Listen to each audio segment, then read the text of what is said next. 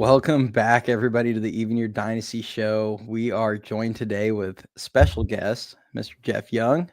Thanks for joining. Yeah, thanks for having me, guys. It's great to chat baseball again. Yeah. Jeff was one of the best live shows we've had way back right after the season ended. I think we chatted for like 2 hours. It was super fun. I think we said it then. We were like, we've got to get this guy back on right before the season starts because I'm definitely going to want to hear his thoughts. For those of you that don't know Jeff, he's an editor, right, for Around the Foghorn, Correct. and and for my money, the best follow on Giants X. It's hilarious, super knowledgeable, great stuff. So make sure you follow him there. I think I linked most of your socials and where to find you. Cool. Part of the Pitchers Park pod as well with Brooks. Um, Yep. yeah, so I think I linked all that below in the description. So everybody check that out. Yes, sir. Happy to have you, brother. Yeah, thank you. So today, so everyone knows, we're going to do a little bit of a season preview. We're going to talk some, I want to get Jeff's thoughts, especially you guys have all kind of heard from us a lot. We want to get Jeff's thoughts kind of on the team, where they stand, maybe a little bit of the roster coming in. Obviously a little bit of that might have just come up in the air with Encarnacion today, but we'll get his thoughts there. And then we're all going to do some record predictions, and I know I'm going to throw in like where I think they're going to finish in the division and playoff race and all that kind of stuff too. But yeah, it should be a good time. All I got to say is everyone light a candle for Gerard because I heard jammed ring finger. I'm like, nope, too quick to the opening day. I need him on the team. You guys know how I feel, especially the first base position. I need Gerard on the team. Yeah. So, so let's just hop right into it. First thing really quick, because Liam's asking, when does the opening day roster come out? I think they'll usually officially send something, honestly, like opening day. Like a lot of times in the morning, you'll get the official release. Sometimes it's the day before. Does that sound about right, Jeff? Yeah, I think it's the day of. I think that's the deadline. We'll see if Buster Posey plays a little differently than for anxiety last minute for that stuff. And then, next thing you know, Matt Beatty shows up on opening day for the Giants. And but yeah, I think the deadline is sometime the middle of the day of opening day. I think around noon or something. Yeah. Do you think we're going to get any surprises? I mean, we had back-to-back years where we had Matt Beatty one year, and then he rolled with 3 catchers for like 4 days last year with Joey Bart making the team. Yeah. I can't imagine we're going to have anything like that, but you just never know. No, I mean, Buster Posey doesn't seem like he's churning the waiver wire and scouring minor league free agency as much as Zaidi did. And, there was some successes that came with that, but I think he's more, focused on stability and just kind of projecting that out. I mean, it's also, there's guys who have been in camp for the entire spring training, and it's kind of a slap in the face when it's like, oh, well, we're going to go out and get this guy instead, even though he wasn't in camp. So, I think Posey's probably going to take a more traditional approach with this. Yeah, I would agree with that, especially with just listening to what he has to say. Like the mindset, you can tell he values those kinds of things a lot more than previously.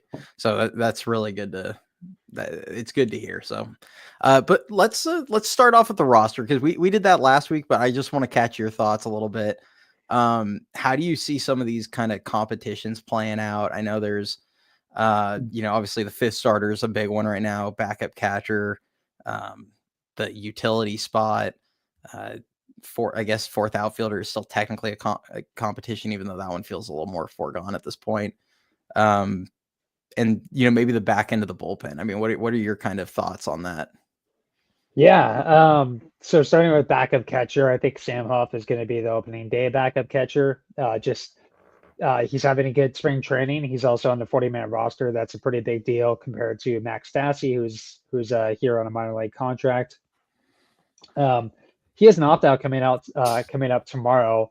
that he can trigger, and I think the Giants might get it out to the active roster.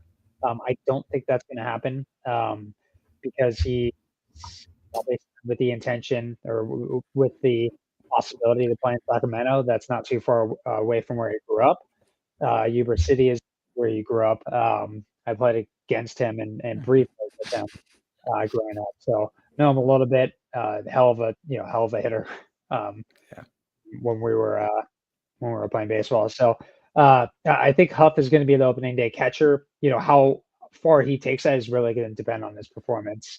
I think there's a role for Stassi down the road if Huff struggles out the gates, and who knows what's going to happen with Tom Murphy. And then backup infielder, I keep going back to Brett Wisely, and it's not anything for about Casey Schmidt. He's had a really good camp. I think he's sorry, I got like cats and everything scratching.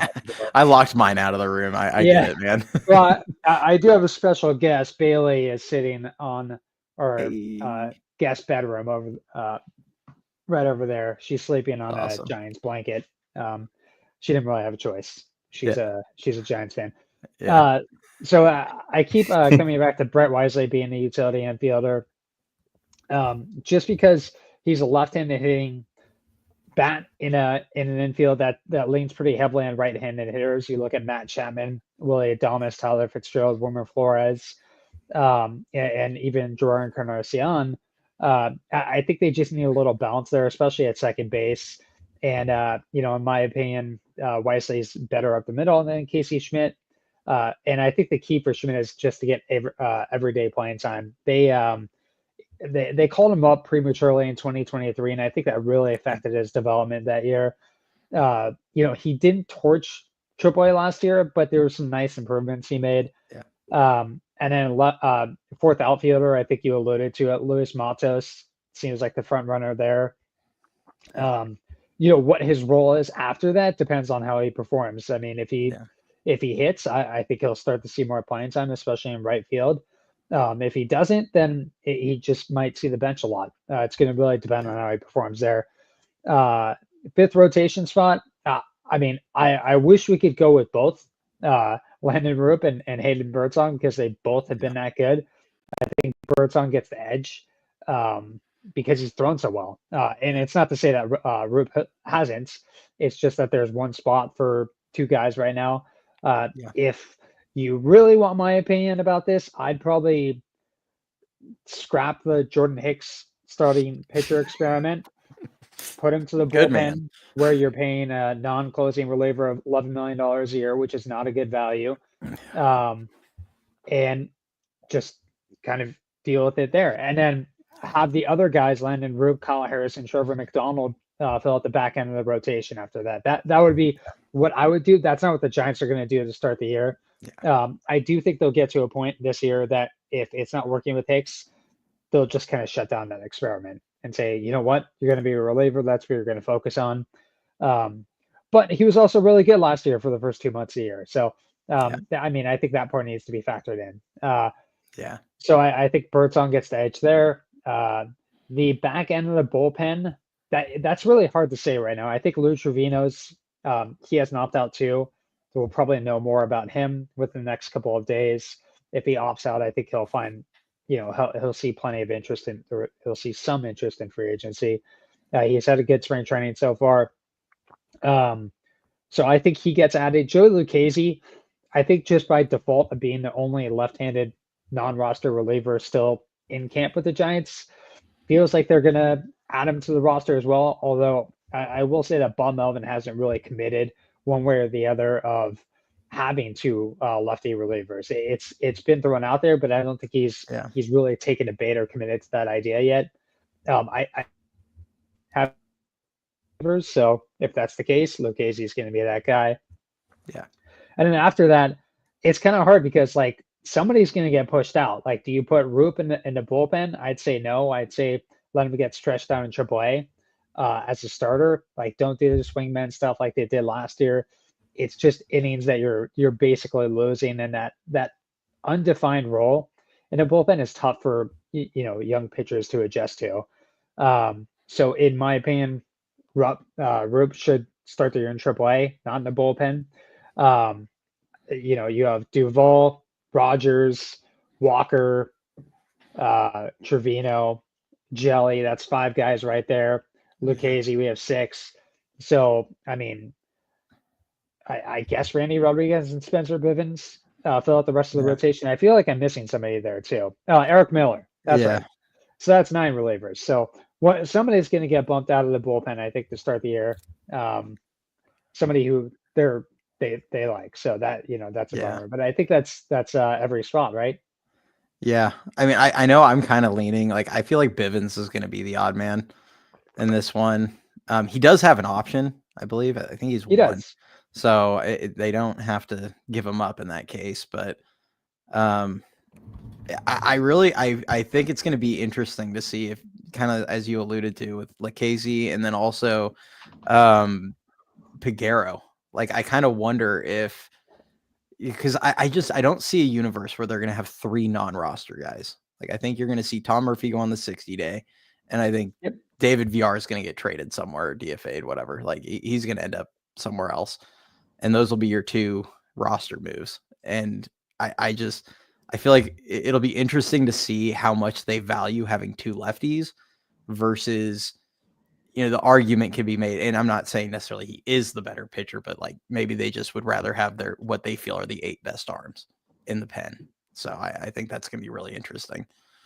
So yeah, I mean, to your point with Piguero, he's done so nicely this year. His fastball has hit 100 plus miles an hour quite a few times, which is pretty cool. 6.2 scoreless innings, 8 strikeouts, 1 walk. The thing I always come back to is like when I look at his AAA numbers, his minor league numbers, he has a 4+ ERA in the minors. He has a 5+ ERA in AAA. I think they still want him to prove it. I don't think they're going to be swayed by a hard throwing 27-year-old pitcher after 7 innings. I don't think that's enough to add him to the roster, even though he's done really well this year. And to add to your point, I just don't think they add 3 non-roster guys. That's just a lot of roster maneuvering. And I think we might have lost him for a second. Oh, there we go. Are we back? Yep, we're good. There we go. There. Yep, you're good. There we go. Now we got you. Yeah, no, I definitely agree. I think that would make a lot of sense to have him kind of prove it.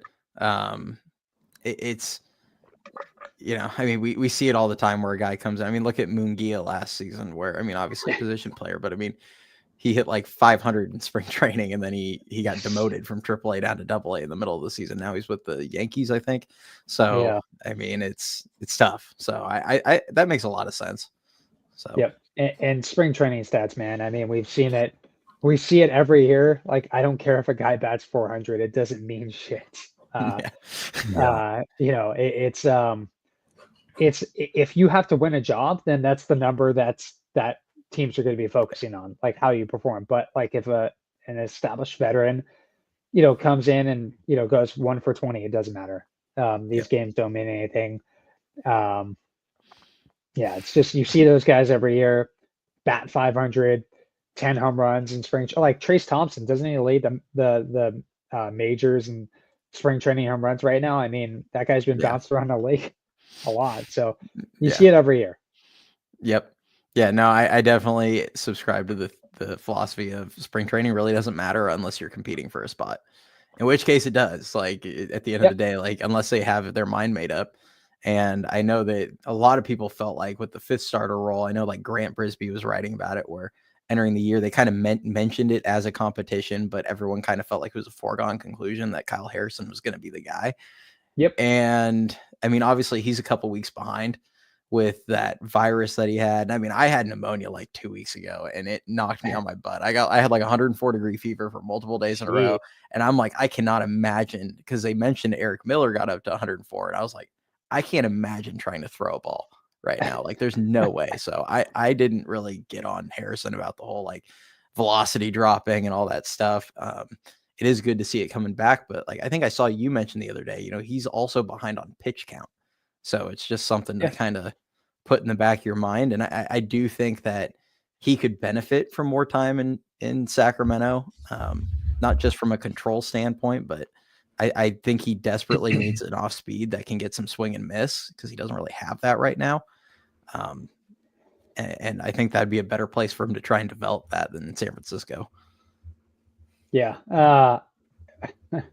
I think he was like, I don't know what happened last year with Kyle Harrison. I think he was probably more injured than what was let on, because the pitcher we saw in 2023 when he debuted, I mean, we didn't really see that pitcher much last year. I mean, he was electric. You know, and not just the fastball, but you know, he was able to use his slurve, or whatever you want to call it, and get some swinging strikes. But he became really fastball dominant, which he can get away with. He's got a good enough fastball to do it, but man, it'd be nice to see him mix in his changeup and slider a little more and get some swinging strikes. So right there with you, AAA, you know, low pressure environment to do it. It's a tough environment, so you know that's you know, ERA is not going to tell you the entire story if he starts here in AAA, because it's a brutal environment to pitch in for a lot of reasons. So I think that's where he starts. Just let him start. Let him get stretched out. Let him get his pitch count up. You know, that just feels like the best landing spot for him. Yeah, for sure. I want to chime in. I saw this stat like a week or two ago regarding Kyle Harrison, and it said that I believe his top 5 fastest, you know, velocity pitches that he's thrown in his career all came in his big league debut game. And that's mind-blowing to think. Yeah. I don't know what happened. I don't know what changed. So when the Giants, you know, when they changed coaches last year, or after the 2023 season, I think the biggest thing that stood out to me was Brian Price taking over, and I really didn't like that. I don't know a ton about Brian Price other than he's an old school guy. Every other team that's become like a pitching factory is, you know, they've got like a guy who's really well regarded, a guy who's, you know, very in tune with, you know, coaching, pitching, for the modern day pitcher, and that's not Brian Price. He's like very much old school, you know, throw 6 innings, you know, but I just felt like that was a bad fit for the Giants, and I'm glad that they, you know, they went in a different direction, or, you know, they didn't get rid of him. He retired. You know, he had a long career as a pitching coach, but it just felt like that was a bad fit for the Giants. So JP Martinez, pretty well regarded throughout baseball. I know Eno Saris was of the Athletic coach, and I feel like that's something that's already stood out. I don't know if you guys listen to all the chatter that goes on, but you know, JP Martinez is getting a lot of mentions from the pitching staff right now. So that's kind of like made me. I already was excited that he was added he was elevated to the pitching coach, but you know, seeing, you know, guys speak about him and how he's trying to help. I mean, it's a good sign so far. So many guys are trying new pitches. I don't know if that's JP Martinez or not, but it's good that they're trying something, right? Yeah. Yeah, there's a lot of guys that I kind of have to think it's Martinez is in you know, influencing some of that. I know, I mean, obviously Robbie Ray kind of, it sounds like went kind of on his own for that change up to reach out to Scooble. But yeah, I mean, I would think Martinez impact. I mean, maybe Verlander has more impact than we're thinking here. I know he kind of suggested Harrison moving to the third base side of the rubber and stuff like that. So yeah, it'll be not Harrison. I'm sorry, Hayden Birdsong. I know you, man. Yeah, you knew where I was going with that. So yeah, I mean, it'll be interesting. The one thing I want to touch on before we kind of move on, you did mention Jordan Hicks, and possibly, you know, your opinion is, you know, end the experiment now. I felt like this would have been a good time to do it because, frankly, you know, Posey isn't the one that made any promises to him. This front office isn't the one that made promises to him. It would have been an easy time to be like, yeah, well, that was the last guy. Sorry. Yeah. But I mean, to your point, that they're committed to giving it a shot. I wholeheartedly agree with you though. Like my preference would be put Roop and Birdsong in the rotation. I feel like that would be putting your best 5 out there. That said, I just hope that, like you said, he started off last year well, pitched pretty well for like 2 months. But, I can't help but go back and be like, but the season's 6 months long. So like, that's great and all, but it's such a long season and that's barely a third of the way through. I just hope, like you kind of mentioned, if it doesn't work out, they don't try and come back to it next year. I just hope that if it doesn't work, you just scrap it, move on. And the one thing I will say is, I know you said it's not great value, and it's definitely not, but if he can turn into a late inning guy, at least then, I mean, we just saw them paying $12 million for Taylor Rogers. So I'm like, if he's at least pitching in like the 8th inning or something in a year or two, I can live with it. Like, fine, but it's not the greatest value, but it's kind of the going rate for higher end back end bullpen guys. And I think he has that potential. So could be worse. So. Yeah. Go ahead. You want to go ahead? Yeah. Oh, I was going to say, I will add on to the JP Martinez thing. I don't know if it did come from Verlander or not, but Verlander also adding, a little bit of more horizontal movement on his breaking ball as well could be a factor too. So there's 2 pretty veteran pitchers right there that are making pretty big changes to their off-speed stuff. So I do wonder how much of an influence that has, coming from JP Martinez. And then also just adding on, it seems like he's put a huge emphasis on getting back to throwing strikes. And I think Landon Roop and Birdsong are perfect examples of that so far this spring. Yeah. Roop in particular, and I'm glad you brought that up. He looks like the pitcher he did in 2023. I mean, he only made a handful of starts for Richmond that season. But last year, it felt like he didn't have the feel for a sinker. Like he was still able to locate his curveball for strikes and get, swings out of the zone. But for some reason, he couldn't find, like, he didn't have the same feel for it with his sinker. And this, in the very brief times I've seen him, it just looks like he's pounding the zone with his stuff. He's added the changeup that's been really effective against lefties, mixing in a cutter as well now apparently.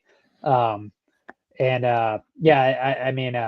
the Giants, from a process standpoint, I don't care about the results, but they're just attacking the zone. They're limiting walks and are getting strikeouts. They're, as I always call it, pitching effectively in the strike zone. So that's at least what they look like they're doing right now. The process looks sound. Yeah. I think that's the best thing we can take away from spring training right now. I mean, at the end of the day, I mean, they're 19-6 or something ridiculous. 19-6-3, I think, is their current record. Something tells me they're not going to win at a 800 clip come the regular season, but but I think that's the best thing that we can take from spring training is like the process matters. They're throwing strikes. They're playing mostly good defense, although Chapman's randomly leading the world in errors right now. I don't think that'll carry over, but and just the way they're going about their process hitting like is really encouraging to me. Lots of good situational at bats. They're not just giving away a bunch of at bats. I think you can really see Buster's influence already on like what they value as an organization. So that's all stuff that I think can translate, even if they're not going to win at the clip that they're winning right now. Like, I just feel like that's stuff that going into the year, you can feel pretty good about the team playing better fundamental ball. Yeah. And I just want to touch on everything that you guys are saying, I think goes hand in hand with the reports that came out today regarding the team and the philosophical changes that have taken place compared to, last year in the previous regime and whatnot. I think all of that kind of coexists, whether it's like a trickling snowball effect from the top down. So I wholeheartedly agree. And that comment made me laugh too. Yeah, that's a good one. Chapman said he's trying a new knuckleball from third. He's trying the scud. Hey, why not? Yeah. Get those errors out of the way now. Yeah, what a vet. I think you tweeted that out the other day. Yeah. You're like, what a veteran. He's getting them all out right now in spring training. That's great. But yeah, so I mean, what are your thoughts about this team? We're not going to get into the record predictions quite yet, but like, what are your thoughts about this team entering this season, maybe relative to last year or what we've seen in the past? Do you feel like this is a stronger team? I know like Vegas doesn't necessarily agree. Like I think they pegged their over under at like 79.5. So they have them, basically at where they were at last year in the last couple of years. But, I mean, how do you view this team? Do you feel like they're going to be better, worse? You can take it by, position group or whatever, however you want to do it. Yeah, I mean, the thing that stands out right now, I think the pitching staff has a lot more depth than they did last year. And I hope, the past couple of years, it's been painful watching the Giants for periods at a time with the use of the openers, the bullpen games. I mean, that's just, it works. It can work. A lot of teams do it. It's not great to watch because like I'll turn on the game, like who's even starting today? Like, does it matter? But I think the starting pitching is going to have a lot more depth. The guys who start the year in the rotation aren't going to be the guys who are there in the middle of the year or the end of the year. So even if a guy like Kyle Harrison or Landon Roop don't make the team or don't make the rotation to start the year, they're still probably going to get 10 or 15 starts. I mean, who knows how many starts the Giants are going to get from Justin Verlander or Jordan Hicks or Landon Roop's got a low kind of innings threshold. I think this year he only threw 75 innings last year and 35 or so the year before that.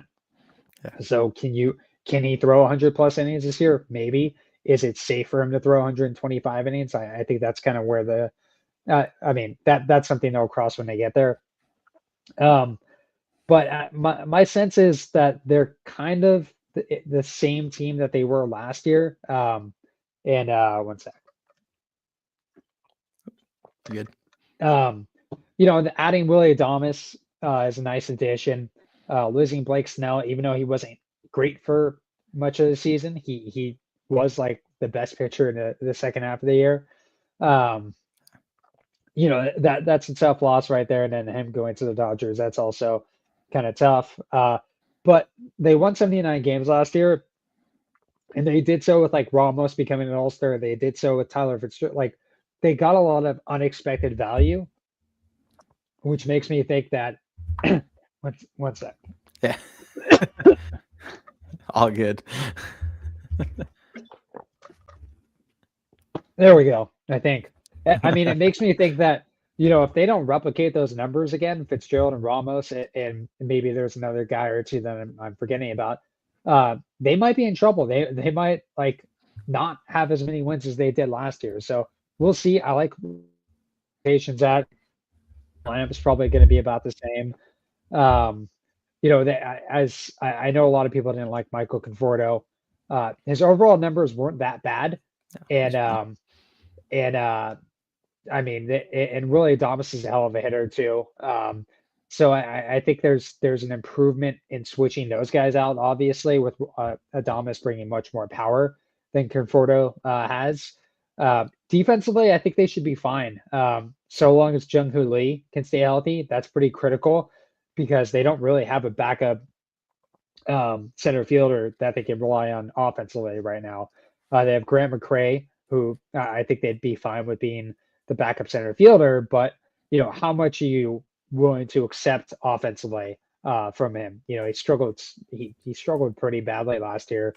And I think the Giants knew he was going to be pretty raw. They called him up after, I don't know exactly how many games at AAA, but it was pretty clear that he needed more time. So, all in all, I think the bullpen should be better than it was too last year.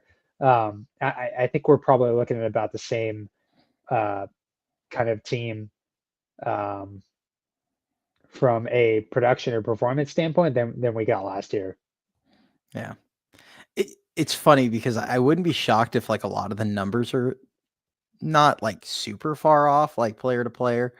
The one guy, I guess, theoretically that like a veteran that you might be able to predict a little bit of regression out of, unfortunately, would be a guy like Matt Chapman. I mean, he put up like a 7 WAR season. I have a hard time thinking like, yeah, he'll just replicate that at 31 years or 32 years old. that might be difficult. Ramos, I could see it going either way. Like sometimes guys just keep growing, so maybe he does keep it up what he's doing. I felt like the finger injury kind of nagged him in the second half a lot last season, so I kind of wonder how much the fall off had to do with that. We've all expressed our concerns with the sustainability of what Tyler Fitzgerald showed last year. Just a lot of swing and miss, a lot of strikeouts. The batted ball metrics don't necessarily suggest he should have done as well as he did, but at the end of the day, the numbers are the numbers, and I hope he sustains it because God, they desperately need his speed.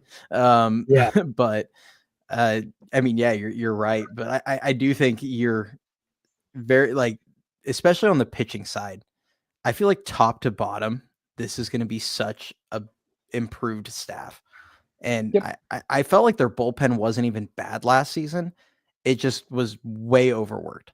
Like their starting rotation was horrible for the first 2 months of the year. I mean, you had Webb, Harrison, and Hicks. You got production out of Hicks for 2 months, like you said earlier, but you were trotting guys out there left and right that couldn't give you any kind of length, and then running the opener games and all those things, just trying to scratch and claw a win. And meanwhile, the bullpen just was gassed by like June and started blowing a lot of games probably because of that. So, I mean, I think it's the whole trickle down effect. Like if the starters are giving you more length early and consistently, I think the pen's going to be more defined roles, just better top to bottom. And I think that's going to carry them a lot. And especially if Lee's healthy, like you said, the defense is going to be pretty solid, I would expect. So, at that point, I think you just got to find a way to be better situationally, offensively. Yeah. And you might actually win quite a few more games if you're just a little better situationally on the offensive side. So. Yeah. I think they had a stretch for like 3 months where they were like historically one of the worst teams with runners in scoring position. I don't have the number in front of me. I tried to pull it up, but I'm not going to be able to pull up that 3 month or 2 month stretch. But they had a 673 OPS with runners in scoring position. There's obviously room for improvement there. But man, situational hitting. I know hitting's tough, and hitting 100-mile-an-hour fastballs is even tougher. But that's such a skill or such a characteristic that is just it's not emphasized anymore. And I feel like such an old head or like old man yells at cloud type when I say that, but it's just teams don't want to give up that out to try and manufacture a run, because what if they could hit a home run instead? It's like I like I think the success of the Giants during the championship run offensively was their ability to move the line. 100%. Yeah. I mean, they understood that they were going to play in a lot of 1-run games and 2-run games where every run matters. And the last couple of years, it was no different. They played in a lot of games that it was like over 80 games last year were decided by 2 runs or less for the Giants. And they gave away so many runs through poor base running, couldn't get a guy in from third that was the one that killed me last year. I mean, not even just runners in scoring position in general. Like the last 2 years, I've said I don't have the numbers because I cannot find where I might be able to find these numbers anywhere. But I swear they were the worst team I've ever seen with a runner on third and less than 2 outs in all my years of watching baseball. Like they were atrocious in those situations for the last 2 years. And I felt like last year, if they were just league average in those situations, they would have won like 5 or 6 more games easily. Like it was a rough watch. So there might be I don't know if there's a stat for this, but and this probably speaks to the Giants' lack of speed, but I can't tell you how many times they had a runner at second base, they get a base hit, and it doesn't score the runner. I'm like, what the fuck is going on here? A ball to the outfield. It's like, what was it? A bad jump? Is it a slow runner? Are they being too conservative? Like, so all of the above. All the above, maybe. Yeah. But I don't know how many times it's happened over the past few years where I'm like, how did that guy not score? Yeah. All right. Now I have to ask this question since you just brought that up. What are your thoughts on Lamont Wade as a leadoff hitter? Yeah. I've tried to really kind of rationalize that, and I guess my thought is obviously they like his on base ability. I mean that's why he's batting first, but he's also he's a below average runner. I think it's maybe better for him to not like, I don't know if this makes any sense, but to not clog the bases in the middle of the lineup as opposed to being a leadoff hitter. And maybe it's that like, like Lamont Wade Jr., walks to lead off the game, and then Willie Adames hits a double, so he's at third base, and they just hit, Jung Hoo Lee is kind of the situational hitter who hits him in with a fly ball to the outfield. I think that's kind of what they want to achieve with this. But yeah, not the traditional. Didn't Jock Peterson like lead off for the Giants too? He might have for a couple games here and there. Yeah. I'd like to see Jock and Wade in a sprint though. That'd be a good race. What they even call it a sprint. Yeah. Sausage races. It's like a meander to jaunt. Yeah. My thought is I don't think they want to clog the bases with Lamont Wade Jr. In the middle lineup, and I think he doesn't put a lot of balls in play because he walks so much, and I think maybe there's value in having that type of player at the top of the lineup versus in the middle of the lineup. Like we kind of saw with Brandon Belt, right, where he would come up with runners in scoring position and he'd take a walk, and it's like, well, that does something and moves the runner over, but you really need to put the ball in play, and that's kind of what they want with this. Okay. Yeah, I always, because like you said, like the whole clogging the base passing, and maybe my opinion is skewed because of watching how terrible they were with runners on third last year and less than 2 outs, but like the scenario you brought up, it like gave me nightmares where it was like Wade walks to lead off game, and Ramos or Chapman or whoever was hitting second at times last year, like they would double and then he doesn't score, and then the next two guys don't get him in, and I'm just like, can we please get a guy with some speed that would actually score on the double? Because like I'm losing it over here when I see this every time, and maybe they'll be better in those situations this year, and it's just an irrational concern, but it just kills me. Or he can't go first to third, and some of the sack flies, and I guess maybe the way I'd look at it is if he's fully healthy and able to actually run, I can live with him leading off. What if he has the hamstring issues again? And he was clearly hobbled for most of the year last year. That's where I think I was like, why is this guy leading off? Like, this is killing us right now. So I don't know. Maybe I'll move the goalpost a little bit on that one. We'll see. Yeah. My biggest issue with Wade being in the leadoff spot, I think, comes down to, I've said time and time again, people don't realize in the big leagues how hard it is to string together not only just a walk, but with a slow guy like him in front of your two best hitters, arguably, stringing together a walk and possibly two singles to get him to score in one inning. Like, that is just really difficult to do and is just not a sustainable way to score at the beginning of games. So for me, I personally would like to see him hit more like 7 and have a guy like Fitz in front of him and scoot Fitz up a little bit to have that speed there. So if he is walking, you have Fitz bare minimum in scoring position at second base.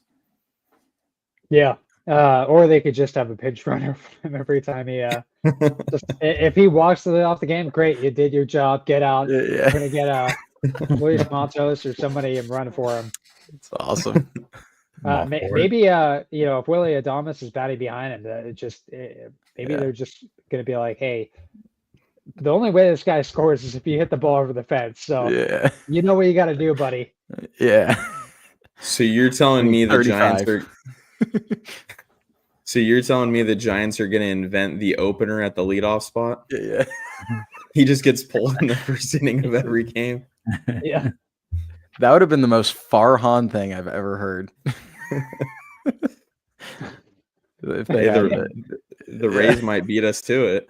Yeah. the Rays are going to listen to this podcast. Some intern on the Rays is going to hear that and be like, "Guys, I've got the best idea ever." Oh my god, it's hilarious. Yeah. So, well, let's just hop into the. You guys want to just hop into the predictions, and then anybody that's watching right now, if you guys want to, if you have questions for Jeff, we're gonna ask. I know we all kind of have some stuff we want to ask him. We'll hop into that after our predictions. But if you guys have anything, just go ahead and shoot it in the chat. We'll flag them, and we'll pull some stuff up after we get through the predictions part. Who's up first?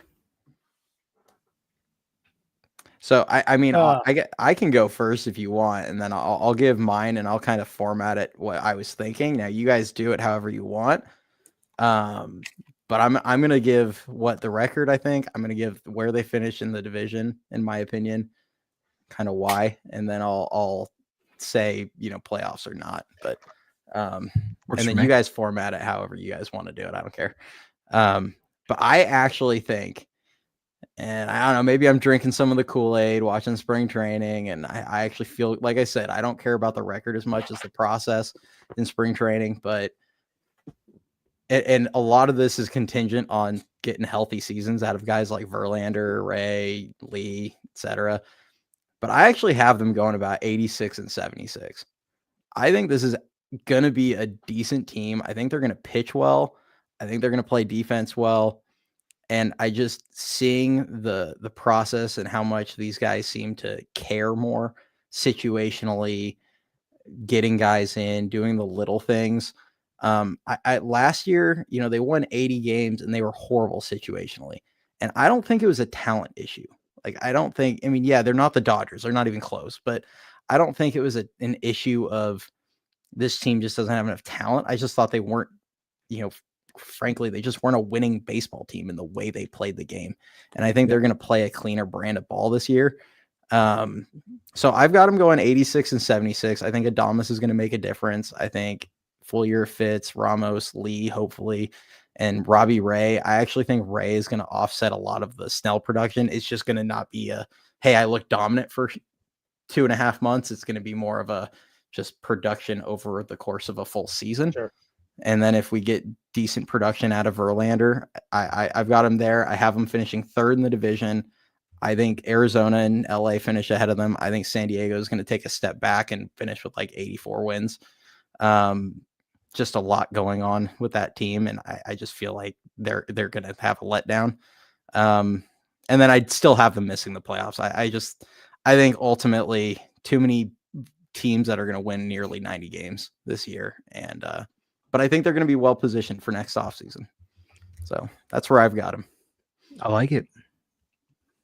My prediction's pretty close as far as record wise. I had 85 and 77. Marginally better than last season. Not quite to the next step, but the biggest thing that I think we're going to see this year compared to, the last couple of years, it's going to be a much more enjoyable team to watch. It's going to be a much more entertaining team to watch in all aspects. I think the vibes will be higher. I think, as you mentioned, you'll have better offensive production, especially in situational hitting. I think a lot of these younger guys are going to take, the next step forward.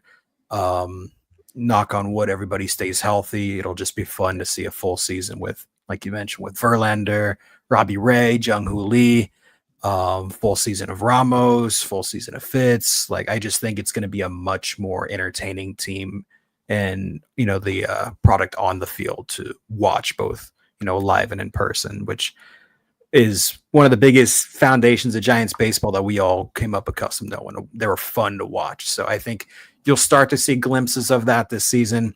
I agree with your mindset with San Diego. I think the Giants will barely squeeze by them as far as records is concerned, with ultimately third in the West. Like you said, no playoffs. But I just think it'll be a much more entertaining and fun team to watch, which ultimately I'm happy about. So I'm going for 85 this year, boys. Nice. I like it. One thing, we're talking about situational hitting. On the other side of that pendulum, there's a lot of strikeout potential with this group as well. When you start to look at Tyler Fitzgerald and Elliot Ramos and Chapman and Adames, like I'm just, this is not to say that that's how it'll play out, but these are guys who probably strike out at least one out of every 4 plate appearances. And I could be missing somebody as well. But my prediction is, I was asked this earlier this week, and I'm really bad at this stuff. So we'll see what happens. I'll go with 81 wins. I think the lineup's going to be about the same. The pitching staff should be improved. The bullpen should be improved. Defense is going to depend on health. But at the end of the day, I just don't know if they'll score enough runs to, I think the pitching staff as a whole is going to be better, but I don't know if they're going to score enough runs for it to materially, change their win-loss record. We'll see. And then to your point about the Padres, I'm kind of right there with you. I mean, I thought they were going to take a step back last year, but they also got really unexpected performances from a lot of role players, like even like Drickson Profar was an MVP candidate, All-Star. He moved on. Kyle Higashioka, really good backup catcher. He moved on. David Peralta wasn't that bad, and I think I'm missing Donovan Solano was pretty decent. I mean, they got a lot of value from guys that I don't think they were anticipating getting value from. I did like the Nick Pivetta signing, even though his contract was structured really, really oddly. I think that's a good landing spot. I know. I was thinking of somebody else. Never mind. I could see the Padres taking a step back. I mean, Joe Musgrove is going to be out for the entire year, recovering from Tommy John surgery. So we'll I mean, they'll still have a pretty good pitching staff. And then the Diamondbacks, they look like they could be a good team. Corbin Burns, Zach Gallen, Merrill Kelly. That's a pretty decent front end of the rotation. Ketel Marte is probably one of the more underrated guys in baseball. They've got a pretty good roster, so they're going to be a tough team. I still see the Giants as being maybe best case scenario third best team in the NL and outside of the playoff picture. So that's kind of where I'm at. Yeah, definitely fair. Well, I think I'm on the more optimistic side of the spectrum here. I do have the Giants. I do have the Giants sneaking into the final wild card spot. All right. I have them improving by 8 wins. So I have them at 88 and 73. I actually do have the Dodgers improving as well.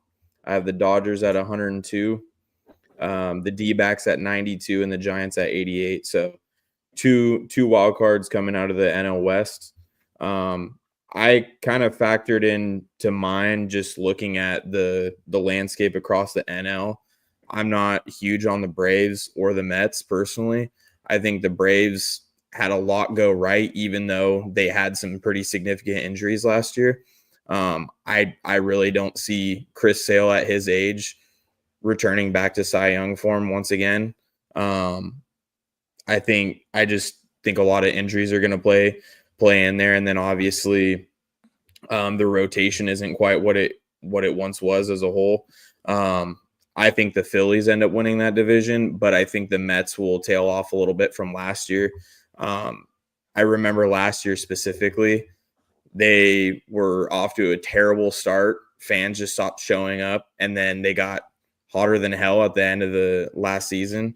And even despite Juan Soto coming in, I think they also had a lot go right for them. I mean, Sean Manaea had kind of a renaissance season, and he's already been battling injury this year in spring training so far. So I could see a lot going wrong in that division for those two teams. I still think the Brewers will be there, and I'm just not really as high on the Cubs as others are. I think the Kyle Tucker move is huge, but I don't think that lineup as a whole is really that great.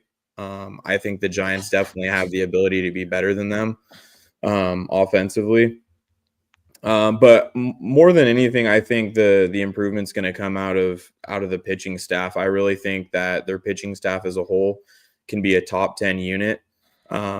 last year it felt like just about everything went wrong, and the Giants were still about a league average staff. And that was with basically one consistent starter in the rotation for 2 months of the season. So I just think if all goes well in the rotation and we have Verlander and Ray for the most part staying healthy, I think that unit can improve a ton and really help the Giants squeak out a lot of these 1 and 2 run games that they were losing last year. And then one other thing to add on to that, last year, 45% of their games, they scored 3 runs or less. I definitely see that improving with hopefully a fully healthy Jung-Hoo Lee, Adames, and then a full season of Ramos as well. So that's kind of where I'm at. Love it. Rick, he's a man of the people. You know my favorite part of your record prediction? Not only did you have them making the playoffs, you had an unmade up rain out in there. You said 88-73. I was like, I love it. I love the prediction. Oh, I was 1 game off. Sorry. Well, I'll stick by 88. I won't give them another win on top of that because I'm not gonna project even more wins on top of last year's 80. So I had to. With all the crap you've given me on the Quinn McDaniel thing, I got to give you that one. Sorry. But yeah, no, I love it. I definitely, because did you guys see the stat? I might have been Slusser's article. I can't remember. They put out that in games they scored 4 runs or more last season, they went like 62-26. It was some absurd record. I did. Yeah, 70% win percentage last year when they scored 4 more runs, which I wouldn't expect that to be sustainable if they score more this year. But I do think that they should definitely have a better offensive output than last year if those like top 4 guys stay healthy. Yeah. And I definitely agree with Jeff's point. Like the concerns are there when you have 4 guys that you're going to probably heavily rely on that do strike out 25 to 27% of the time. I mean, even Mike Yastrzemski, who's going to probably hit middle-ish of the lineup, he's, I think, around 26%. The only thing we can hope for is that maybe Adames wears off on some of these guys where it's like it's a mindset, and like I would need to look at his exact numbers as far as strikeout rate and with runners in scoring position, but it always feels like the at-bat quality takes a step up with him when he has the opportunities. And it's kind of like we were talking about with Posey. I think it's a mindset more than anything. They have to get out of the mindset of it's okay to give away the at-bats. Like they have to grind a little more when it's situational. So I think that's going to have to be the hope. Yeah, and when I look at the other teams in the division, I agree with you guys 100% on the Padres. I think a lot went right for them last year, and I think this year their offseason has been extremely underwhelming. I mean, they've been doing kind of the classic Farhan dumpster diving with these short one-year deals on aging vets. And then honestly with the Diamondbacks, I think their lineup still looks very strong, but just like I could with the Giants, I could see their rotation really struggling again this year. I mean, outside of Burns and Gallen, I mean, Kelly's getting pretty up there in age, and while he only appeared in 13 games last year, he wasn't a very strong pitcher for the most part. And then after that, you have huge question marks. I would argue way bigger question marks in their rotation than the Giants have in theirs, with Eduardo Rodriguez, who I can't remember the last time he's been healthy in his career for a full season. And then year. Yeah, but I mean, contract. yeah, I mean, he's been pretty much injured his entire career. And while the Giants have guys like Ray and Verlander, who are coming off of pretty big injuries in the recent past, I just look at those guys, and then their younger arms and Ryan Nelson and Brandon Pfaadt, like those guys haven't really shown consistent production that they can be trusted for a full season in that rotation and actually be super reliable. So I could see scenarios where both the Giants rotation just falls apart due to injury, but I could also see the D-backs really struggling on the pitching side like they did last year. Yeah. I don't know how Brendan Pfaadt had a 4.7 ERA. I mean, that guy looks like prime Greg Maddux every time the Giants face him. Yeah, I mean, he has really good stuff. I don't really understand it either, unless a lot of it comes down to just pitching in Arizona. I don't know. Brandon Pfaadt is gonna, like, end of his career, he's gonna look like Kyle Hendricks, have like an 8 ERA one year, and then throw like 6 no-hit innings against the Giants, and you're just like, what the hell, dude? Go away. Yeah. They still can't figure. I mean, it's not like the Giants figured out much last year, but yeah, guys with slow fastballs, that was just an Achilles heel for the Giants. Yeah. They just can't figure those guys out. I'm trying to think who is another guy that just threw a lot of junk, kind of like Hendricks, and they just couldn't figure it out. Ricky, you're better at pulling the names out of the hat. There is another. I know. Yeah, there was another that I feel like they faced multiple times, and it was just like, why can't we hit this guy? And I'm drawing a blank on who it was. I know Hendricks. They actually got to. They pitched. They played against him twice, and they actually got to him in one of the starts. And I was like, throw a parade, because they never hit that guy. But yeah, someone in the chat maybe can bail us out on this one. Yeah, I'm trying to think of it too. Yeah. But we've got let's see, we've got at least one question here. All right, Jeff, because we gave ours on a previous show, but will there be any 30 homer seasons this year? Will the streak end? I think it's going to continue. I think one streak that could end not this season, but could start to end this year is the left fielder thing. Elliot Ramos is probably going to be the opening day left fielder. He could also be the opening day left fielder in 2026. So I don't think the 30 home run thing is going to be broken this year. But I mean, Willie Adames hit 30 home runs last year. Miller Park, or whatever they call it now. If you go by park factor, which I know it's not the most, I mean, it's a pretty damn scientific thing, but Giants, Oracle Park and Miller Park had the same park factor for right-handed hitters, for whatever that's worth. So, and Adames being kind of a pretty extreme pull hitter. I mean, feels like he might do just fine in Oracle Park. We'll see, but I don't think that's going to come to an end this year. Yeah. I do think he, similar to Chapman and like Encarnacion, and Ramos obviously did it last year. I feel like Adames does have the power to put it out to right field, particularly in a day game. He has shown like the ability to do it, but he has Miller Park that, right center plays a lot livelier. He's gotten a few out that way that just aren't going to go in Oracle, if we're being honest. Yeah. I'm glad that you brought up park factors, because I always like laugh at the one that cracks me up on park factors is it talks about how it measures like the atmospheric effects and wind and stuff like that. And I go, so when a guy hits a home run, do you like Google what the wind was at 7:04 p.m. in San Francisco? Like, I mean, how do you actually measure that stuff? Like, be accurate. Smart guys deal with it. You don't have to worry about it. I feel like it's a lot of trust me, bro, when they put that stuff out there.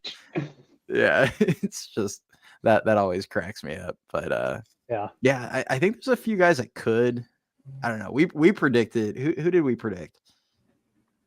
It wasn't even Adames. I think we predicted maybe Ramos or Chapman. Yeah,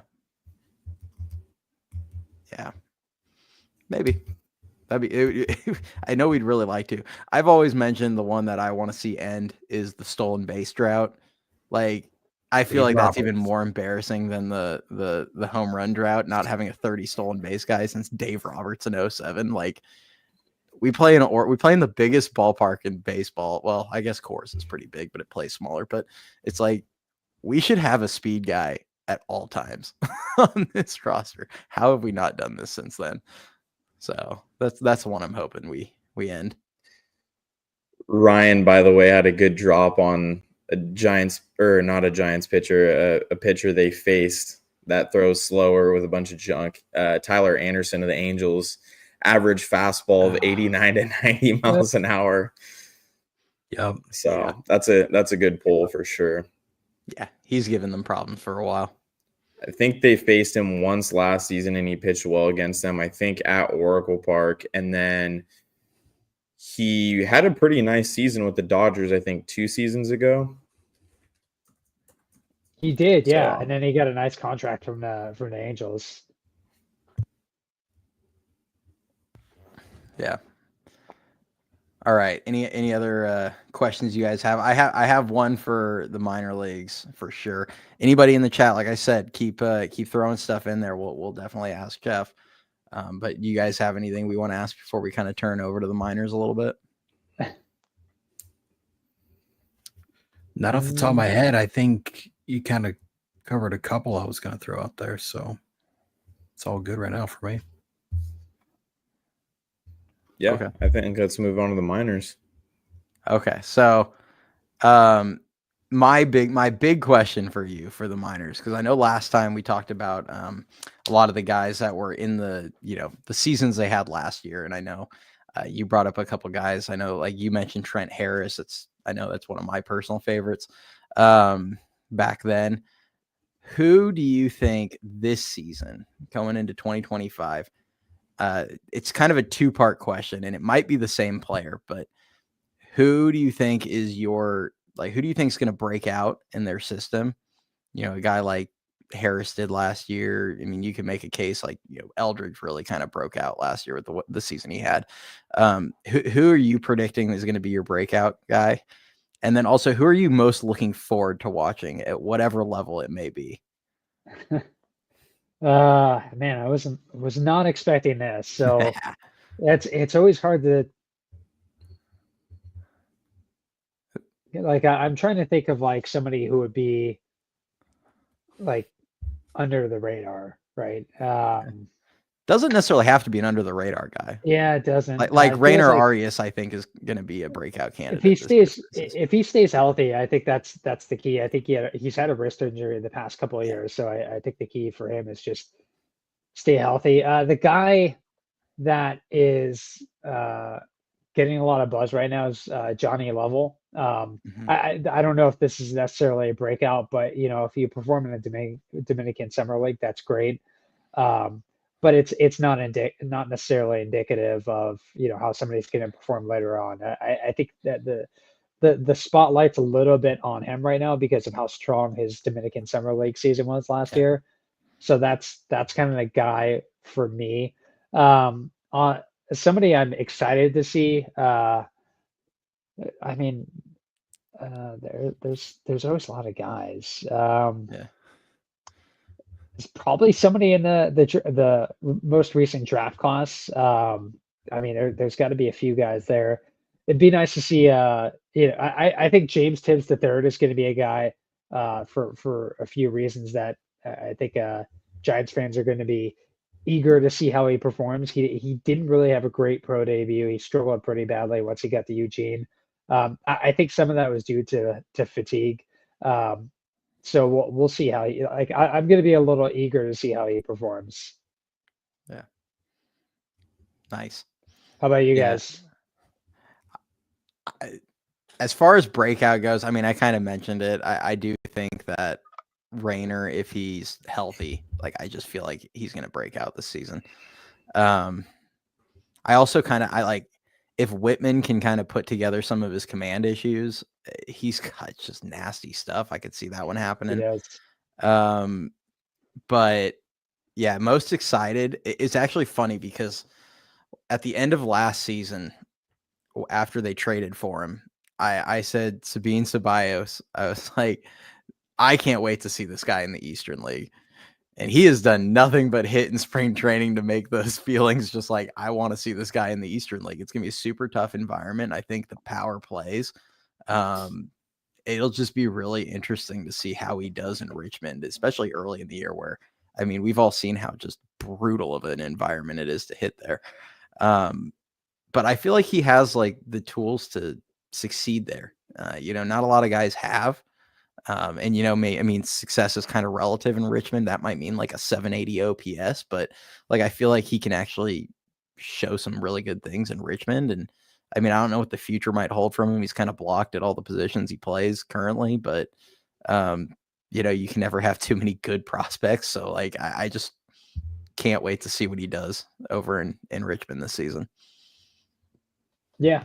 Another good name. I think if he does hit in Richmond, the Giants are going to have to look at what position, maybe they've already started that conversation, but like what position they see him playing down the road, because it's not going to be third base.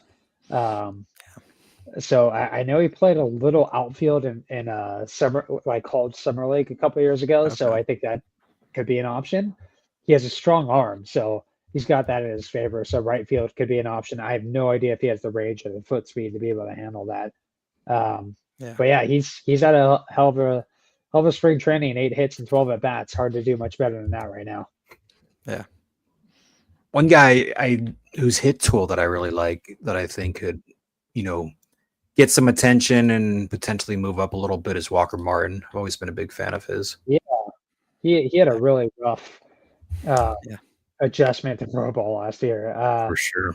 And I think the Giants knew that it was going to be a little bit of a project with Martin coming out of high school. I think he had a back injury his senior year. I could be wrong there. And I think there was questions about the competition level that he faced. So I think the Giants knew that, unlike Bryce Eldridge, who hit right away, like it was going to be a steeper development curve. So he made it. I mean, he made it to San Jose last year. That's probably where he's going to start this year. Another name that I think the Giants are going to be pretty eager to see, because they invested a lot in him. So, he's got a nice swing. He has some power in his bat. That's going to be another guy to watch. Yeah, I definitely wonder. It's kind of insane to me how much swing and miss he's shown this early on. And the reason I'm saying that is because you look at his swing and it feels like it's very compact. Not, I don't know if he has like the worst pitch recognition in that level right now or what. Like nothing about his swing screams this guy can't make contact. And it's just really odd. Like I would not shock me at all if all of a sudden he just put it together at that level. I like the tools for sure. But Ricky, who do you got? I think a guy that, I think he's pretty well regarded in the Giants organization, but maybe not quite as well known with fans, that I think will have a nice season probably some point in Eugene this year, is Lisbel Diaz. I think offensively he looks really good. He's still only 19 years old. He's kind of an under the radar international signing, and I think he's pretty advanced for his age. And I think we're going to see him gain a lot of attraction down either in high A or low A this year. I would assume he gets a good amount of run in Eugene this year. But he's somebody I like a lot. Now, in the spring breakout game, his outfield defense was a little scary, but I think offensively he's pretty advanced for a 19-year-old, and I think he's going to take off this year. All right. I like it. I like Diaz too. Yeah. How do you, you brought him up, like what are you kind of your thoughts on Johnny Level though, as a prospect? Cause it's pretty funny.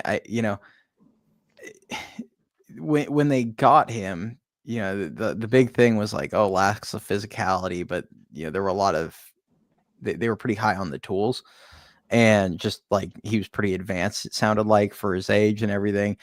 And then all of a sudden, I think he showed up, and they said when he showed up to the Dominican Summer League, he had put on like 15, 20 pounds of muscle. And it's like, and that's where it's so funny when you look at these international signings, where it's like, if he had that 15, 20 pounds when they signed him, would he really have been the 36th or whatever rated prospect? Like, this guy probably would have been way higher up the list. So it's kind of, interesting when you see that, and then he puts together what he did. So, I mean, what are your kind of thoughts on him? Or are you like me where it's like, I kind of got to wait till I get to actually watch him? Yeah, I can't say I've seen like any at bats other than the highlights that are available. So it's like the highlights are always like great, but it doesn't. It shows you somebody doing something well, and it's like you kind of have to see the entire. You kind of have to see the entire thing. So it's it'll be nice to watch him once he gets to San Jose, which is probably a year down the road. He'll probably start the year in Arizona. If he hits really well, it could be an option. But yeah, it's I haven't really seen him, so I'm just going off of like what I've read and heard. That's pretty much it. Nice. Yeah, we've now going back on Walker Martin. Where do you see him starting there? I would have to assume with his struggles last year back in San Jose. What do you think the plan is with him this year? Just because looking at the potential roster for San Jose this year, it's starting to get very crowded with a lot of their more highly regarded prospects. So I'm just kind of wondering how they balance it out in San Jose with, they got him and Reckley that were down there for quite a while last year. And honestly, both guys look like they still need possibly another full season in low A. Yeah, I was surprised when he got, I think it was like a late, those things, the Arizona League ended and they just wanted to get him more at bats. I think he's probably going to start the year in San Jose. I haven't done the research that you've done mapping out the San Jose roster. I haven't wrapped my head around that yet, but looking at his numbers so far, 691 OPS and 123 plate appearances in San Jose. That's not bad. I think there's something to work with there, and probably, not bad enough to send him back down to Arizona for another year. I think you don't want people repeating in Arizona. You just kind of want to get the experience and be able to move them up if they're ready. So my guess is they probably feel like he's got all the experience that he needs in the Arizona League and start the year at San Jose, new season. I think that's my guess at least. Yeah. I pulled it up for a second, but Dan says nobody puts out a highlight reel of a bunch of errors and looking foolish at the plate with swings and misses. If I didn't feel like I was going to be picking on somebody, I would 100% do that and just it was inspired by Jeff and Dan. I would just, I like to throw the Benny Hill music over it and just have some fun with it, but then I'd feel like I'm picking on someone. So Dan did ask though, what's our thoughts on Hunter Bishop? Does he ever break through? It's going to be tough. Sacramento's outfield is probably going to be pretty full this year. Grant McCray, Marco Luciano are probably going to see some time in outfield. They probably have another. There. Jairo Pomares it could be starting there. So Hunter Bishop, I mean, it was great that he stayed healthy last year. It was really his first time as a pro that he had a fully healthy season. But he didn't really hit well in AAA. This is his last year before he reaches minor league free agency. So it's kind of now or never for Hunter Bishop. And if he stays healthy, who knows? I mean, he had pretty tremendous power upside when he was drafted, but who knows if all those back and shoulder injuries have kind of zapped him of that. It'd be a nice story to see if he can make his way to the Giants. It wasn't that long ago, but he was the 10th overall pick in 2019. But it's he's facing an uphill battle at this point, with guys in the 40-man roster with, they're going to get priority in terms of playing time. So he's really going to have to perform right out the gates. Yeah. I think I would definitely agree with that with Bishop. I feel like this is at least his last chance with the Giants organization. If he doesn't put together a massive year, I think it'd be at like a year to the point where at least they like add him to the 40-man or whatever. I don't know if that would impact the minor league free agent rules or whatever, but I think he has to put together a huge year. Otherwise, he'll be with another org if he even wants to continue baseball, because I know that was kind of a question with him a year or two ago. But I was also super happy to see him just be healthy for a year. Because I mean, he definitely has, the tools when it comes to, and he's similar to McRae in a lot of respects, but like McRae obviously has the youth on his side and more speed, but he has the plus speed, he has the good arm, good fielding, can play all over the outfield, and the ball really does explode off his bat. When he connects, like it I feel like he has kind of more of an old school swing. Like he backspins a lot of balls out. He doesn't have like the big launch angle stuff going, not a big uppercut. It's just, can he make contact enough? And it wouldn't shock me if he put it together, but also at the same time, I just kind of feel like his time probably is come and gone with the Giants at this point. So yeah, I mean, he wasn't invited to Major League Camp, so I think that's a pretty big indictment of how the Giants view him at this point. Yeah, for sure. How possible do you think it is that the Giants trade from their plethora of pitching prospects up in the AAA level? Because I'm looking at the group that they have. They have a ton of guys on the 40-man that are all kind of just sitting in Sacramento, and I don't really see many of them spending significant time in the big leagues this year. Out of that group, you've got, I mean, obviously outside of Harrison and Roop, you still have, Bivens, Beck, Black, Seymour, Ragsdale, McDonald, and Keaton Wynn. I feel like Keaton Wynn especially is one of those guys. He's kind of stuck between the two levels. He hasn't really shown enough consistently at the big league level. What do you think the odds are of them trying to trade one of those guys and getting a position of need or reliever potentially, closer to the trade deadline this year? Yeah, I mean, I think if the Giants are in contention around the trade deadline, they'll trade from a position of strength, which is their starting pitching. In terms of trading, like teams don't really do prospect for prospect trades anymore these days. There was a big one a few years ago. I mean, it was like 15 years ago now. It's like Jesus Montero for somebody else, and I'm blanking on Michael Pineda. They were like prospects at the time. Like those trades don't really happen much anymore. But if they're in contention, they have a need. I expect that they'll probably trade from their surplus of starting pitchers. I mean, that's something that's going to have to, it'll work itself out, but it's something that, they have almost too many starting pitchers on the 40-man roster at this point, which is kind of a weird thing, but they don't have enough like relievers as well.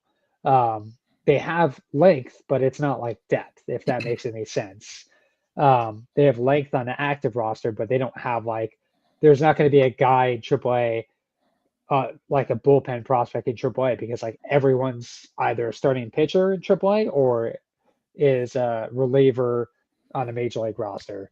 So that's kind of they'll probably have to trade from their starting pitching depth if it comes to that. Yeah, and I was kind of curious on that same topic a little bit. I've kind of brought up to these guys the potential of possibly trying to convert Wynn into a late inning reliever. I was wondering what your thoughts on that would be, because we've seen him at times out of the pen ramp it up into the high 90s with his fastball, and then he has some pretty nice secondary pitches. It just seems like he kind of could use sticking to two pitches out of the pen, and that might be a better way to utilize him than kind of out of the rotation. It seems like he's kind of struggled after getting through the first time in a lineup. Yeah, I mean, I think the important thing for him is, is his arm able to handle a starter's workload at this point? He's had so many elbow and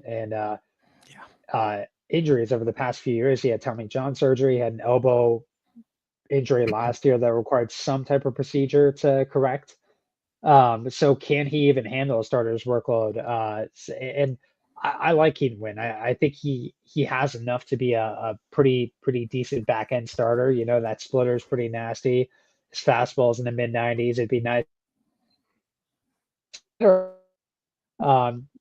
during a couple of games, especially against the Dodgers, and it was like I would love to have seen that a little more, but I don't know if his elbow allowed him to really throw it all that much. But I think the bullpen is probably going to be the long-term role for him if the especially if he's if his arm's not able to handle a starter's workload. And throwing splitters is pretty tough on arm as is. And that's his go-to pitch. So I mean that feels like the long-term role for him. Yeah, I would agree with that. And it seemed like every time, yeah, and every pitcher has, obviously, I don't know if there's many pitchers that the second time through a lineup they're better than the first time. Like usually that's almost never the case, but it felt like with a win it was always pretty extreme. Like he would absolutely coast for the first 2 innings and 3 innings, and then it's like hitters figured out, okay, he's either throwing me a fastball or a splitter. I'll just sit on one and I'll just guess, and Yeah, I'm 50-50 shot of guessing right here. And then he get kind of knocked around the second time once they've seen the splitter and everything. And I feel like he could be so good in the pen where, like Ricky said, just reach back at 98, 99 and throw the splitter. And, if you're only throwing 1 inning, maybe 2, like you could be pretty dominant in that situation. So, yeah. Let's see. Do we have any others?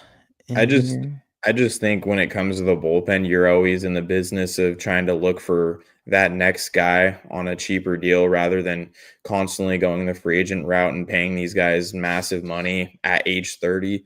And a guy like Wynn is somebody I don't see why they wouldn't do that, especially if, they end up getting rid of Doval. I mean, he's a guy that could slide into a 7th or 8th inning role if you start developing now and seeing what he can do down in Sacramento. Yeah. Is Doval in his first ARB year? This year. Yeah. 4.5 million, I think. Yeah, which I think he'll bounce back. It's actually, he's a guy that I could easily see that bouncing back, having a great year, and then they flip him next off season when he starts to get more expensive and he actually has value again. Yeah. If it were me, if I were a general manager and I was in the position the Giants are in, like any good reliever, if they have value, trade them right away. Like, I just, you see some of these deals, it's like, it's nice to have a good bullpen, but if you're stuck in the middle, you don't really need a good bullpen. If that makes sense. Yeah. I mean, well, like last year we saw, and I guess he was theoretically a starter, kind of, but the Marlins got Connor Norby for Trevor Rogers. Like, I'm like, I'd have loved to get Connor Norby, and we had 2 better Rogers brothers. Like, we couldn't have traded one of them to try and get the guy. But it's like you can get a quality prospect for a reliever, even if it's not a top 100 guy. Like, you can get a really quality prospect back and beef up the system. And I mean, I like Tyler Rogers is a perfect example. I mean, they weren't gonna completely deplete their pen, but like, I felt like this was a great time where they could have sold high on him. The league they haven't figured it out, but they've adjusted a little bit to his arm angle now that they've seen him for years. And I feel like at some point his production is going to take a step back, and the cost is still pretty low, where this could have been a great opportunity to get a really good prospect back for the guy. And, maybe they'd move him at the deadline or something, but he's a year from probably getting, I wouldn't say expensive, but not cheap either, out of the pen. I think he has one more arbitration year after this, right? Or is he a free agent? This is one. He's a free agent after this year. So I would, like, if it were me, I would have traded him at the last trade deadline. Yeah. If you don't see a role for him after 2025, then it's like, get something in return. Yeah. And the same is true for Lamont Wade Jr. The same is true for Mike Yastrzemski. All those guys are free agents at the end of this season. Like, last trade deadline would have been the time. Like, I mean, I think I can't remember the guy in particular, but the Guardians traded for Lane Thomas. They sent their 2023 second round pick to get Thomas. Like, that's Lane Thomas is a comp for Mike Yastrzemski. I don't know. That felt like that would have been a move if the Giants had that. That's a move they should have made. Yeah. Speaking my language. Well, yeah, and so speaking of a guy like Yaz, like, and you brought up Matos earlier, and I think that's going to be the what you said. This was obviously way back at the beginning of the show, but like what you said with Matos with the at bats, and like this guy could just end up finding himself sitting around on the bench most of the time. And I do think they're going to run the true platoon with Wright. Like I don't think they're going to turn Yaz into an everyday guy. But like, how do you balance? If this is a team that many people don't expect to be a playoff team, kind of regardless, like, you know, I mean, obviously Ricky predicted it today, but like most of us, like, we don't, like, I look at them and I think, yeah, probably, you know, 85, 86 wins. And I feel like that's best case. Like, how do you balance, you know, trying to be competitive and win now, but also at the same time, it's like Luis Matos is on his last minor league option year. Like, you've got to figure out what you've got in him. And especially when you look at free agency next season and you might have a position of need at outfield. There's some guys out there, guys like Kyle Tucker, and you've already gotten under the tax. You're already like, you have minimal financial commitments. If the Giants really wanted to, they could, you know, hand him a blank check and be like, hey, what does it take to get you here? Maybe he just doesn't want to come. We've seen that a lot, but it's like, I would think you'd want to know what you have in your outfielders, like these young ones, before that guy is a free agent and you have to make that kind of decision, or, you know, even maybe via trade. But like, I would think you have to try and find a way to balance that. And to me, like, I would rather sacrifice a couple wins, because I don't think at the end of the year you'd really sacrifice more than like 2 wins playing Matos over Yaz. Like, I don't see it being as impactful as a lot of people think. It's like tanking the season. So kind of, what are your thoughts on that? Yeah, I mean, that's a good question. I think it's about, you know, the team and the organization have invested so much money in the roster. They're trying to win. They're going to put the guys out there who give them the best chance to win. The Giants are a team, they don't really rebuild. They're not a rebuild team. They're not like we're just going to throw a bunch of minor leaguers out there and see what happens. They're not going to do what the Orioles did a couple of years ago when they just like tore it down, and you know, they didn't do anything for a couple of years. They just built up prospects through the farm system, and that paid off pretty nicely. But the Giants just don't do that. So whoever gives them the better chance to win is going to be the guy that sees the bulk of the playing time out there, with respect to Yastrzemski or Matos. You know, obviously they need to figure out what they have with Matos. It's the same with Luciano. It's the same with Casey Schmidt. They're all in their final option year. There's probably a couple other guys in there as well. But that's just not how the Giants are going to operate. And you know, if Matos is the guy who takes the position and runs with it, he's going to see the bulk of the playing time.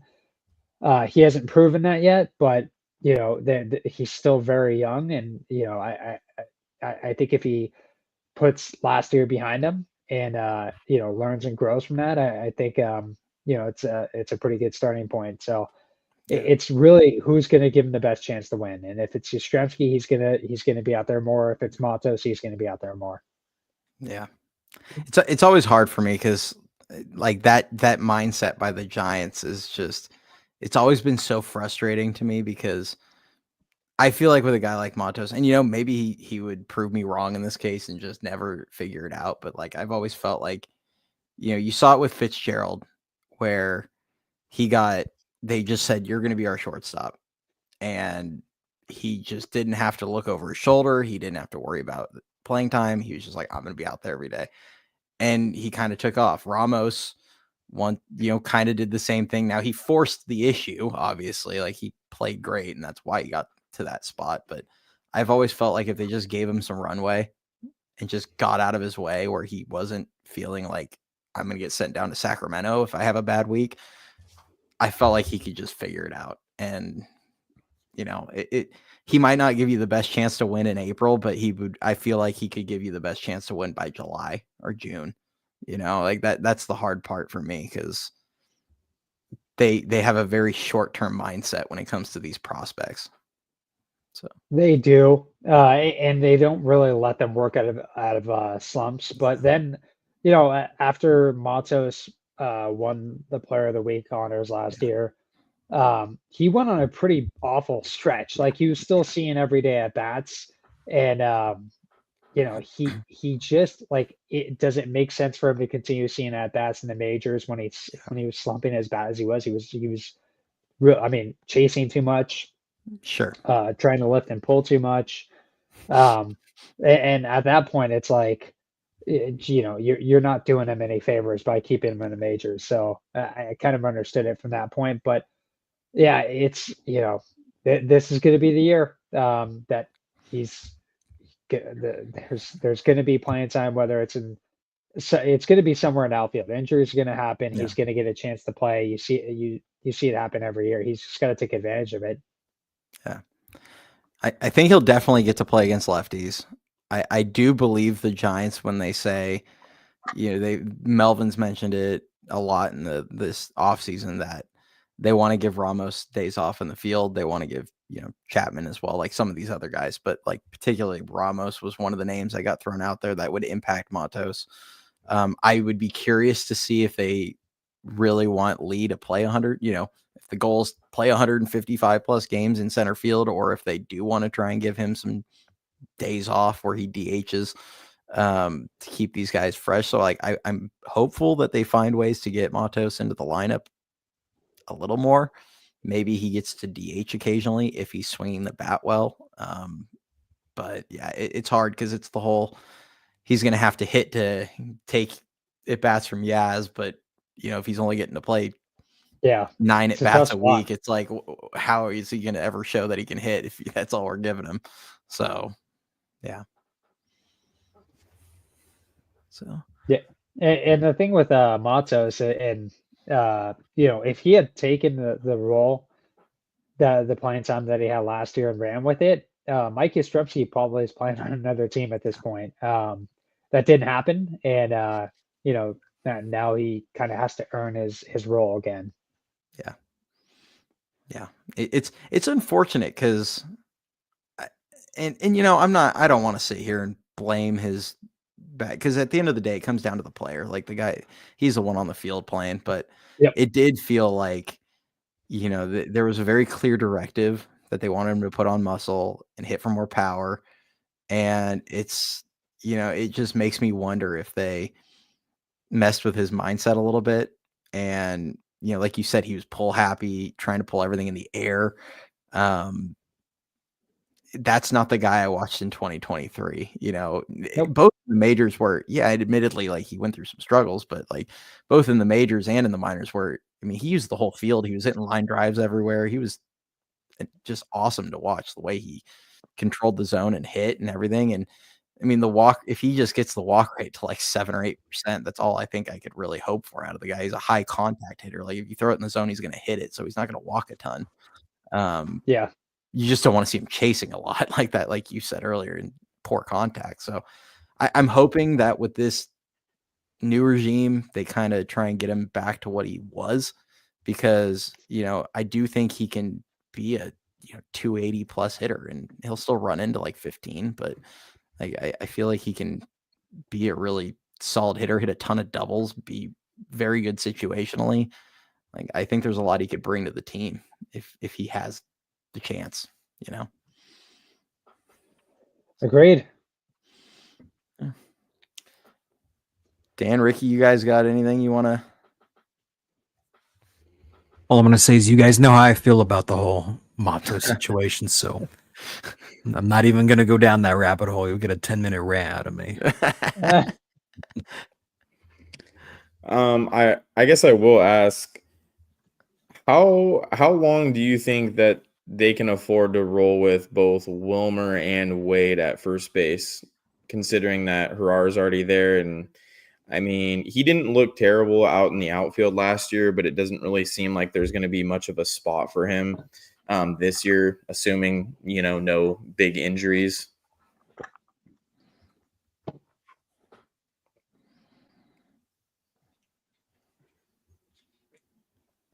Sorry, you kind of cut out. So how do I see first base playing out? Yeah, with Gerard and Encarnacion. if there's you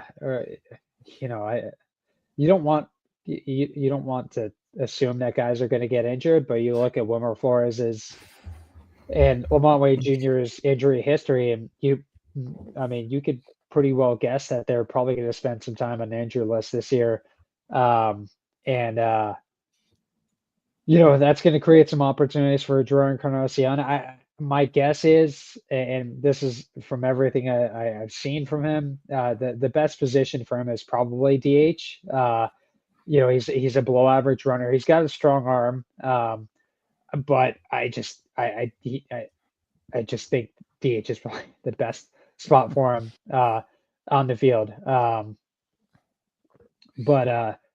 And that's probably where the most playing time is gonna be for him. If somebody gets hurt on first base with Lamont Wade Jr. and Flores, that's gonna open up some playing time there. And I'd expect that he'd be one of the guys to cover. But yeah, that's kind of how I see it shaking out. Yeah, if he hits pretty well, could you see a situation where they do move on from Flores? Like, I mean, it might just depend on what Flores is doing, obviously, at the end of the day. But because I feel like there's some redundancy there. If we're just going off statistics, like, what is it? 74% of pitchers are right-handed in Major League Baseball, or something. It's like 70-something%. So, to your point, like, he could DH most of the time and start every fourth game or whatever it is at first base, and you're not really worried about the defense in that situation if he's only starting once or twice a week. And it's just, to me, it's like, it's almost a wasted roster spot that you could try and utilize to get a guy with speed or a left-handed bat off the bench or whatever the case may be, where rather than having this redundancy, and I know they love having veterans, and they've talked about having Flores as a guy off the bench because they trust him in those situations and all these things. But to me, it's just, you could have so much more value out of that roster spot if you go get a guy. I've mentioned like Wade Meckler, who's a lefty that can, hit a bit, put him as a pinch hitter, let him pinch run late in games. Like, it just feels like a better use of the roster spot than having two guys that kind of do the same thing, especially at first base, like, of all positions. Yeah, there's a redundancy there, and it really shorts the bench. Like, it only gives them an opportunity to have like one utility infielder and one kind of fourth outfielder. It's just going to depend on how the performance is. If Wilmer Flores is hitting, he's going to see playing time. They're not going to cut him loose because the Giants don't have a surplus of good hitters.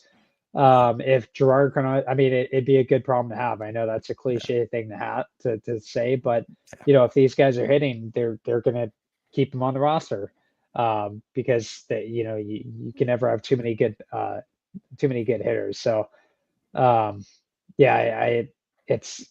it's something that's going to have to play itself out because there is a redundancy there, and they need more coverage in the field than what Encarnacion and Flores can give them. So we'll see what happens.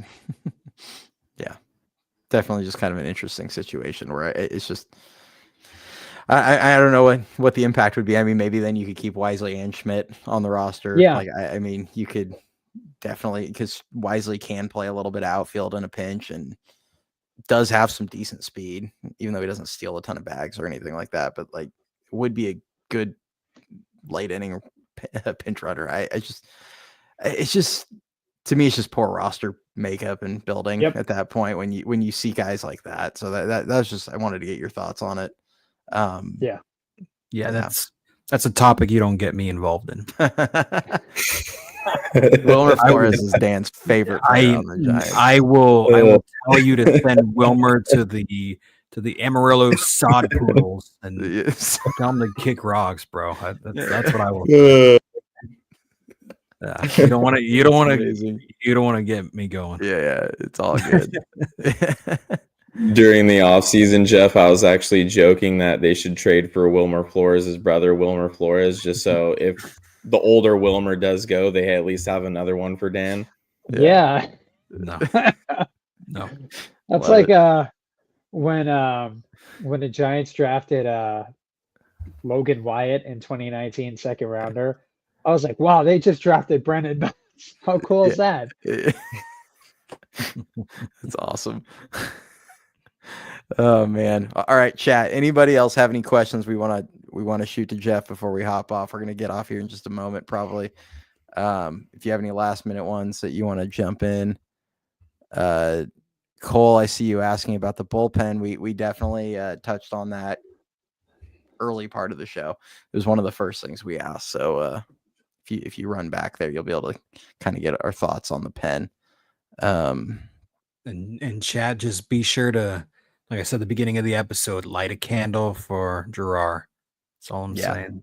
I don't know what kind of black magic Wilmer did, but we need Gerard help. Oh, that's hilarious. Yeah, I know this all might be a moot point at the end of the day. Yeah. Or to quote the great Joey from Friends, Wilmer's favorite show, it's a moot point. So one sausage race between Wade and Flores, and they're both pulling hammies. Yeah. Hey, this was our idea for entertainment for the Giants. You know how the Brewers do the sausage race, and like some of the other ones like do the beat the freeze. I can't remember which team it is, but the Braves. Yeah. We said that the fans should get to race Wilmer. Foul pole to foul pole. I don't know if you've ever seen what's the guy's name? The guy who does all the swing impressions. The one that's the Giants fan. That's like the batting stance dude or whatever his name is. He does Lamont Wade Jr. like I saw one time, and he does like the swing, and then he like waddles. I don't know why. Made me laugh. Yeah. All right, we'll be sharing that in the group chat later, I'm sure. Someone's gonna find that. So yeah. All right. Well, I don't have anything others flagged. So yeah, I mean, thanks again to Jeff for hopping on. I mentioned it earlier. Check out his socials. Everything are down in the description right now. His podcast with Brooks. They do the Pitchers Park pod. I don't know how frequently you post on that one, but they do run that one. It's what usually like you keep them pretty short. They're only like 10 minutes, I feel like. Yeah, only about 10 minutes, and we do a few episodes every month just to change the medium a little bit, get out from writing and whatnot. So yeah, definitely keep checking him out on Around the Foghorn. Follow him on X if you don't already. I continue to say it's the best follow you're going to get on X for Giants content, just from I feel like both an objectivity standpoint, covers the full, minor leagues as well, and just you'll get some grade A humor out of it. So definitely the best follow there. So make sure you check him out there. But hey, Jeff, really appreciate you hopping on with us. This was fun. So yeah, thanks for having me on, guys. I see the chat. That's kind of cool to see. Happen in real time. Somebody said Dodgers are going to win 152 games this year, and I hope that's not the case. I guess I was going to say lay off the Bows, but I don't want to make assumptions. Yeah.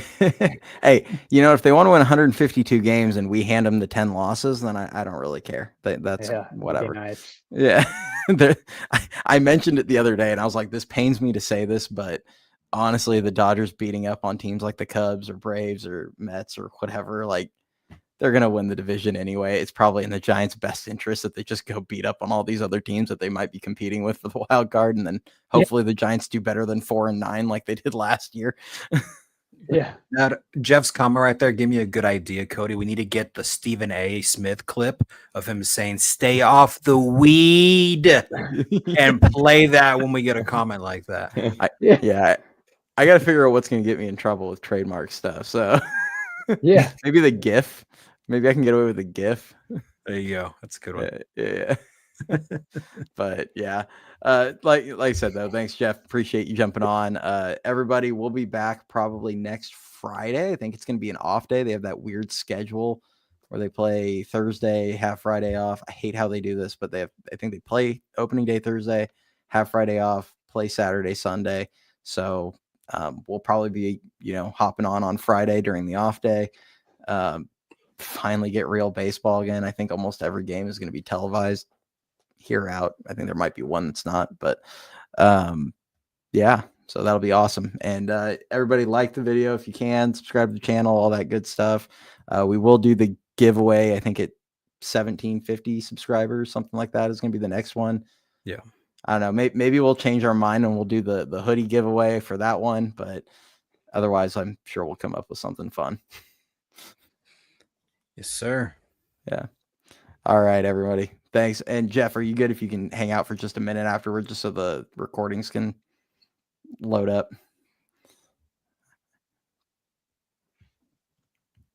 He nodded. Yes. Yep. Oh, okay. I must have missed that. So, all right, Oh. Go Giants, and catch you guys all later.